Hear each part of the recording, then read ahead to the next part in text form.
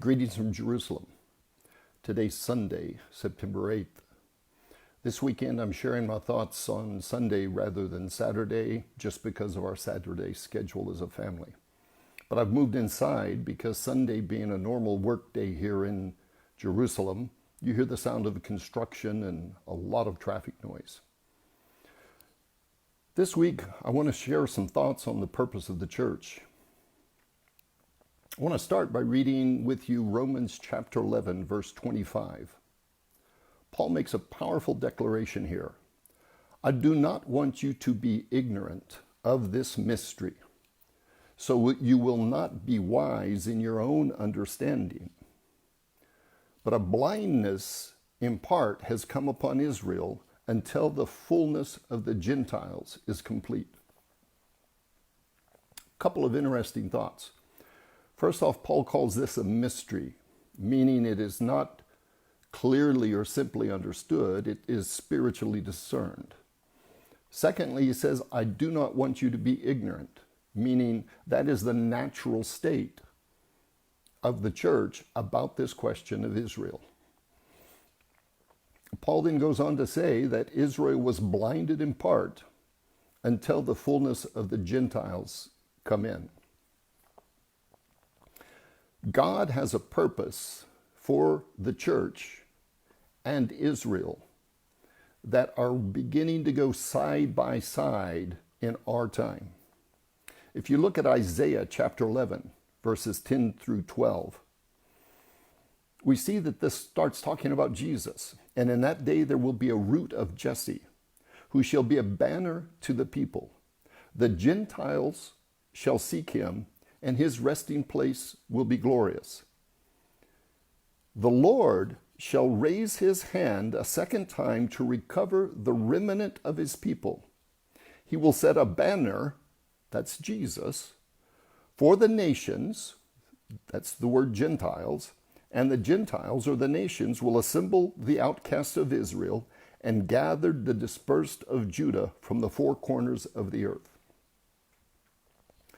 Now, the church looks at Isaiah 11:10 and even 11 as clearly talking about Jesus, but they stop and they don't see that verse 12 says that he, that banner, will cause we, those nations, to help gather the Jews to Israel.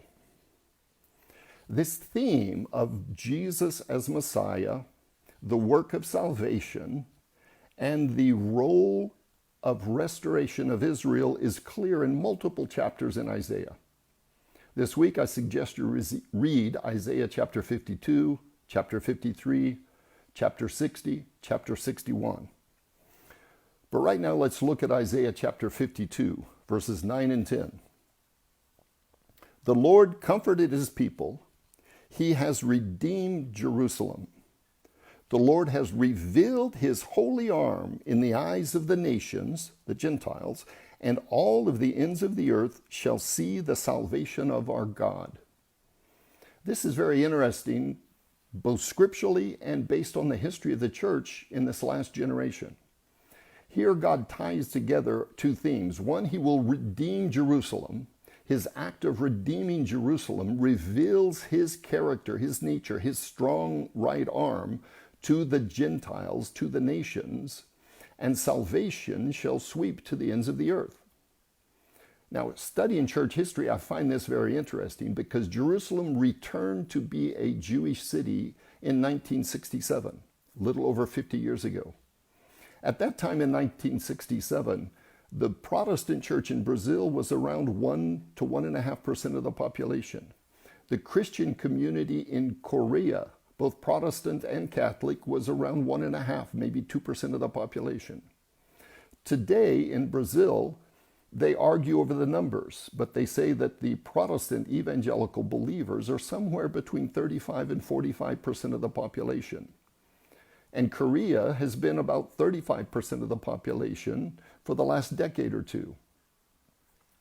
How do I understand this? When God redeemed Jerusalem, it triggered something in the spiritual world so that we, the church, could take the message of Jesus around the world with more effectiveness, with more grace, because God, by redeeming Jerusalem, had revealed his strong arm to the nations.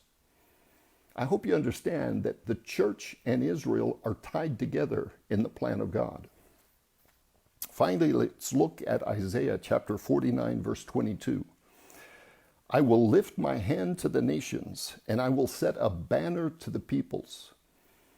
Now, you can see that theme, as we read in Isaiah 11:10, that the root of Jesse will be a banner to the Gentiles. Jesus is that banner. He is that flag. He is that signal to call to the Gentile nations. I will raise my banner to the peoples, and they will bring your sons back in their arms and your daughters on their shoulders. God spoke through the prophet Isaiah that in this last restoration of the nation of Israel, the Gentile followers of Messiah would play a part in bringing them back. That's what we're doing here at ICEJ in Jerusalem. That's a large part of why we are here living in Jerusalem. And so I ask you, one, to pray what God would have you do to help carry the Jews back from the four corners of the earth.